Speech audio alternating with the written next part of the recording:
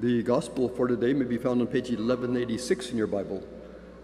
Page 1186, it's from the Gospel of Mark, chapter 6, beginning with verse 30. Page 1186.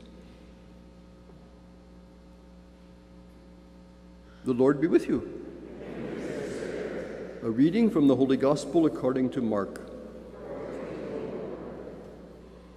I'm sure you remember that last week Jesus sent his apostles out 2 by 2 to teach and heal and so on all around. It was sort of like an internship.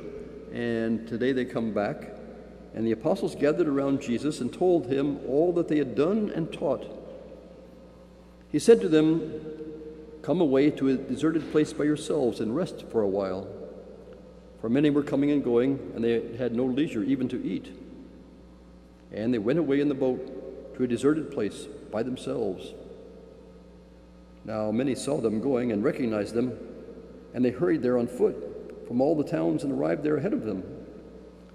He went ashore and saw a great crowd, and he had compassion for them, because they were like sheep without a shepherd. And he began to teach them many things. The Gospel of the Lord. Praise to you, Lord.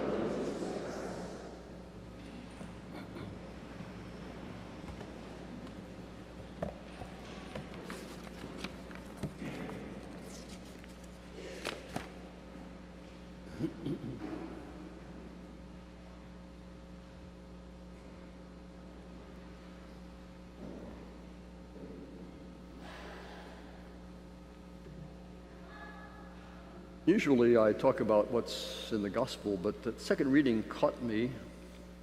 It says that Jesus came to break down walls that divide us, that separate us from one another. And in this reading, Paul's talking about the walls between Jews and Gentiles, because all the first Christians were Jews. The apostles were Jews, Jesus was Jewish, Mary was Jewish, everybody was Jewish. And Christianity was seen in those days kind of as a Jewish sect. But Jesus said, we're open for everybody. And Paul really took that seriously, and eventually Peter did as well, and so they began to say, we are open to Gentiles as well as Jews, we're all one. And it was difficult to break down that wall for many people because they were kind of exclusive. Now, that's a battle that's over and done with. Thank God they accepted Gentiles, because that's us. But let's talk about other walls. Let's talk about, for example, the Berlin Wall. When I was in the seminary a few years back, I went in grade school. No, excuse me, I went after grade school. I went in high school I was at St. Meinrad for high school and college. And after college, I had 4 more years to go, and the bishop said, you have a choice. You can stay at St. Meinrad for another 4 years, or you can go to Innsbruck in Austria. I said, ooh, I think 8 years at St. Meinrad is plenty. So guess where? I went off to Austria, and it was a wonderful, wonderful, wonderful experience, totally different than St. Meinrad. Anyhow, after the first year, we were free to do whatever, so we usually traveled a lot. And another friend and I, a guy from Milwaukee, bought a used motorcycle. Now, this motorcycle was not the greatest, we found out. It was not a Harley Davidson. But we traveled up through Germany, and we decided we would like to go to Berlin. And in those days, Germany was divided between East Germany and West Germany. East Germany was in the communist control. Berlin was in East Germany, so we had to travel through there to get there, and Berlin itself was divided into East and West Germany, East and West Berlin. So we got a visa, and we started our motorcycle down the Autobahn. And about halfway there, our motorcycle decided to quit. Now, God's looking out for us because it was in a rest stop. Nice place to have a little accident or a problem. And we called, there was a little phone out there, we called and said, can you help us? And they said, sorry. You have to take care of yourself. And we had to try to flag down somebody going in. We hoped a truck, but all the trucks were full of supplies for Berlin, and so we were out there flagging down all day. This is how you don't do it this way in Germany, you do it this way. Anyhow, while we were there, a truckload of German soldiers came for our little rest stop. Luckily, they didn't bother us, and we didn't bother them for sure. About dusk, when we were beginning to get a little bit more worried, a Volkswagen, kind of a bus thing that had a family in it coming back from vacation, they stopped and picked us up and our motorcycle and all our luggage and took us right to where we were going at the youth hostel. This was, I have my passport here from way back when. I went over in 1960. This visa for East Berlin is dated the 12th of August, 1961. I don't know if you recognize that date. When we woke up the next morning, the wall had gone up overnight. And everybody was really excited. We said, "What's going on?" They said, "Well, they're doing something at the gate." And it wasn't a brick wall or a block wall. It was human beings lined up, soldiers and police and so on. That was the wall at the beginning. We went to the Brandenburg Gate, and there were soldiers up there with their big binoculars watching us. And there were some student demonstrations going on. And the East Germans had their Wasserwerfers, their water trucks with spigots on the top. So if you got too close with your demonstration, they would spray you down with water. And it was quite a feat. Anyhow, that wall divided people for a long time. Eventually, they built a wall that was 11 feet high with barbed wire and another wall and a trench in between them so you couldn't get through. About 100 people were killed trying to get through. It separated people until November the 9th, I think it was 1989. 28 years. Separated human beings, one from another, families. I think walls are generally a sign that we're insecure, that we're afraid. So that was one wall I experienced. Also think about the walls in our lives.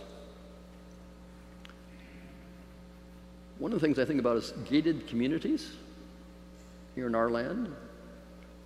I stayed in one not too long ago. And you drive up, and these folks had a little electronic signal, and the gate went up, and we drove in, and the gate went down, and it was beautiful. All the houses look kind of alike, but different. Everything's manicured, really, really nice.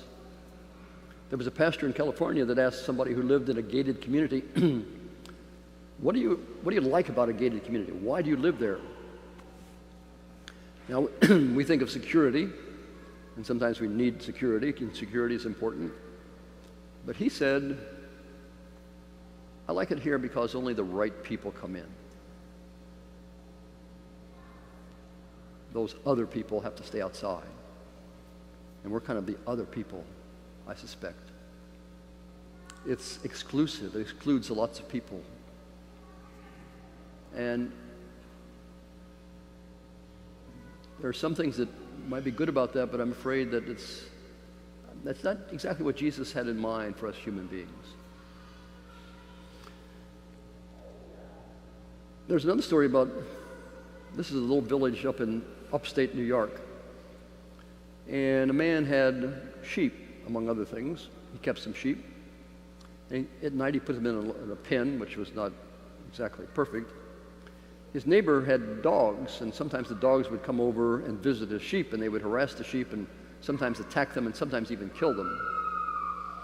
And so the man went to his neighbor and said, this is a problem. Can we do something about that? Can you control your dogs? Can you keep them penned up?